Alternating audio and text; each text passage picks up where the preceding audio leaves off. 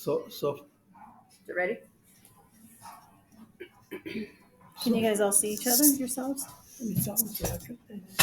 Down. so for us, I don't know how to put something to put this. for us, down. it seemed like I don't want to get you. all the other kids, because I think You want to our cousins and our friends and stuff like that, I think they all had mothers and fathers, and we only had mom. Okay, so she really depended on us to make sure that we helped her around the house. While other kids would be able to go to the park and play and all that stuff, they weren't so concerned about doing chores like we were, and because they were always depending on us to do the chores. Mom, if we missed the chores, if we didn't have wood in the house, for example, especially in the wintertime, we would freeze because we had a wood stove, and then there was an oil stove in the middle room, but the wood stove had to be on all the time, and the only way that you could keep that stove burning or the stove hot is to keep the wood burning all the time. And there were two ways that you could do that: is um, keep putting wood in the stove or putting coal. Okay, because we used to go get coal. You could either buy the coal or go to the trains and steal the coal. Okay, because we didn't have money, so we would steal coal, to keep in the house. Um, We And- wouldn't steal it. what would we do? We just go get it because when they emptied the box cars, a lot of Oh, it the foul on the, okay, so So we went and got some from there and just took thank you. Wow, so we're no thieves. We're not thieves. So we would go and get whatever was left of the coal. Um, so, and then the water, for example, because it would get so cold at night, that bucket of water that it would freeze by the morning. It would be solid, frozen solid if the stove was not on. Oh, that's So you wouldn't have any way to wash or anything like that, okay? So that's why it was so important for us to make sure that our chores were done. And boy, sometimes because, and then you had to go to school, Yeah. and we all went to school, but we didn't have the luxury of turning on the faucet, or taking a shower, Or flushing the toilet. flushing the toilet. We didn't have that luxury, so you had to wash your hands in a little pan. Okay, but if the water was frozen, you couldn't wash your hands. Go like this. Yeah, and wash your You hands, had to. and you didn't. I mean, showers and baths and stuff like that. People do that every night. Here, it's a luxury. If you were able to take a bath once a week on Fridays, that was it. Okay. Oh. And sometimes once in the same water, all of us.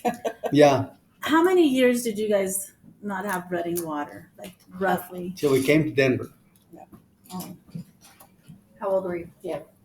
in 1958. We came to Denver. You were 14 or 16? I was 15, 15. going on 16. What was it like to first find out or see the running water and use it? When we first moved, well, you already married, so you didn't come with us. But I still stayed there. I still Yeah. had to take the water in.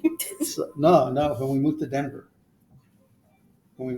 Oh, yeah, but I didn't come with you. No, because you're already married. Mhm. Okay, you already had your own family.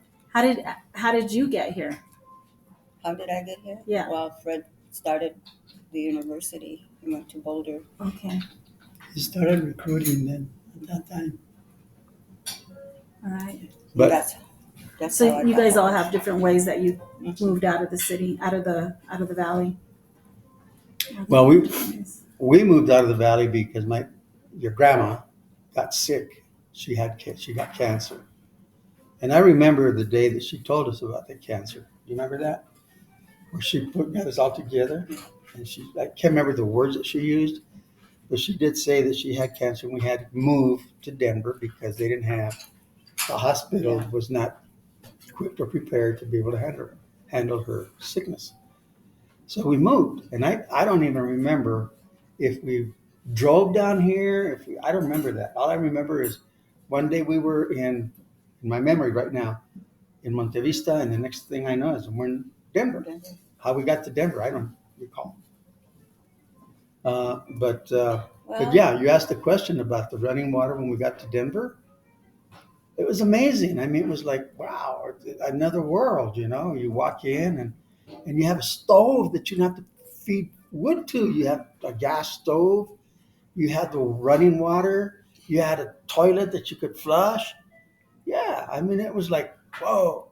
he Yeah. came into luxury because I still stayed in Monte Vista and I still had the same, She's still living in La Riata. the same thing. I had hot water, chop wood, carry coal in, get water warm so I could wash clothes. It's just Yeah. awful. Did you guys start your family at that time yet? So you were probably pregnant also. I was pregnant all the time. Barefoot and pregnant. She had Ray already Okay. when we moved to Denver. Ray and the baby, my Who baby moved that to passed Denver? away. We moved to my mom, your grandma, Yeah. had to come to Denver, and it was me. I was the oldest one. Great Myself, Auntie Helen, and David, Uncle David. grandma. But you came with great grandma. Yeah, and Grandma came with us. And probably Uncle Steve too.